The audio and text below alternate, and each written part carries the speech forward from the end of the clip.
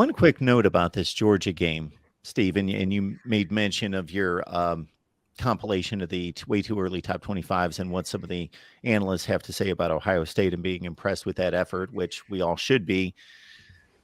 Are we going to be here in 10 years? And is that just going to be a footnote? Is that going to be Aaron Boone knocking the Red Sox and killing the Red Sox again? But the next year they made it all good. 2004 hit and they wiped out the 3-zip lead and all was good. And it was just a footnote versus Bucky Dent. And it just seems like it's going to last forever. Is that just going to be a game in which Ohio State should have had, but it's just in the long line of continuing to get to the playoff, which they should in the 12 team, but be a serious national championship contender? Or is that going to be, wow, that one got away and they haven't recovered since? Yeah, that's a great question.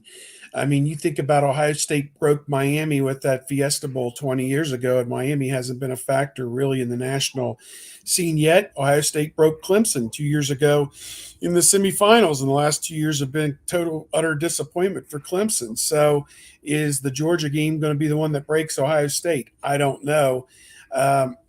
We've talked about it on the show that when you didn't win a national championship with two of the better quarterbacks you are ever going to have, Justin Fields and CJ Stroud, what quarterback are you going to win it with? That's a tremendous question in and of itself. So somebody on our message board posted, next 25 years, how many national championships does Ohio State win? Obviously, they've won 2 in the last 20 years, but you have to go back 34 years before that.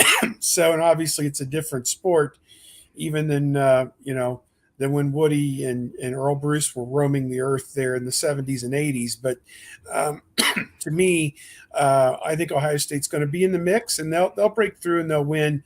I would, if you had to give me an over-under, I'd put it at 2.5 in the next 25 years or 20 years. 2.5 is probably a solid number because the thing kind of recruits itself.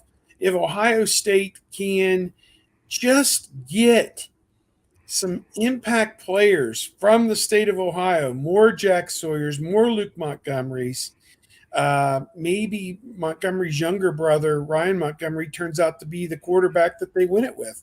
And I don't even know that they're going to take him. I don't even know that he's going to end up at Ohio State. I'm just throwing his name out there.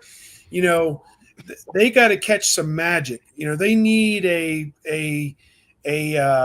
Troy Smith, somebody, a Cardale Jones, somebody, a charismatic figure from Ohio, a Claret, a Mike Doss, that type of character, that type of Ohio is going to win against all costs type guy that's not really been in this program here under the Meyer regime. So maybe you get back to the roots a little bit, and maybe that's what finally puts you over the goal line, is to have half your starters from the state of Ohio and Ohio football to contribute to it. But we're seeing a lot of things within the state of Ohio that have kind of contributed to that, because they are debating about allowing the guys to do 7-on-7 and maybe instituting spring football in the state of Ohio. Maybe Ohio would produce better players if there were spring football practices in Ohio and they allowed the guys to go off and do 7-on-7 in the 9 months when it's not September, October, November, allowed them to go off and do unlimited 7-on-7 like they do in Florida or whatever the rules are in those other states. So maybe that would help with the development. You'd get better players out of it. But Ohio always has to be the backbone of what you do, or has typically been the backbone of the better teams Ohio State's ever had. I'm just looking here at Steve, you're talking about the quarterbacks that Ohio State has gone through and not won it with. I think the only 5-star quarterbacks that have won a national title in the CFP era, it's Lawrence and Deshaun Watson. The last two have been Stetson Bennett, then 3-star Mac Jones, then Joe Burrow, who was the number 280 player in the nation.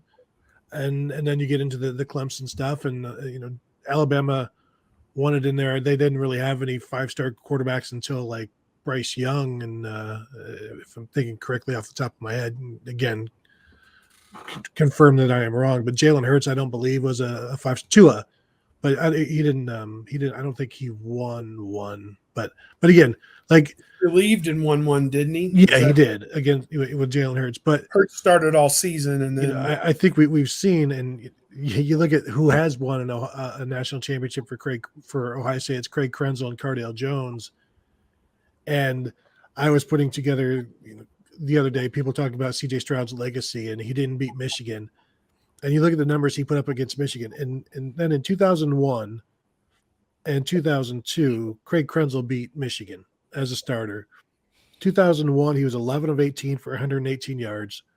2002, he was 10 of 14 for 124 yards. In total, in those two games, 21 of 32 for 242 yards. Did not produce a touchdown pass or a touchdown run. They scored 40 points total in those two games, but he beat Michigan. CJ Stroud didn't, and this is how we want to measure a starting quarterback, unfortunately. But I do think, and I think this is like it's a game that will live in infamy for Ohio State, like the 2019 Clemson, but it doesn't break them. It motivates them to beat them the next year, because there was a lot of focus on Clemson in 2020 all season long, and in the off season as well. It was Clemson and it was COVID. That was basically the two big topics around Ohio State.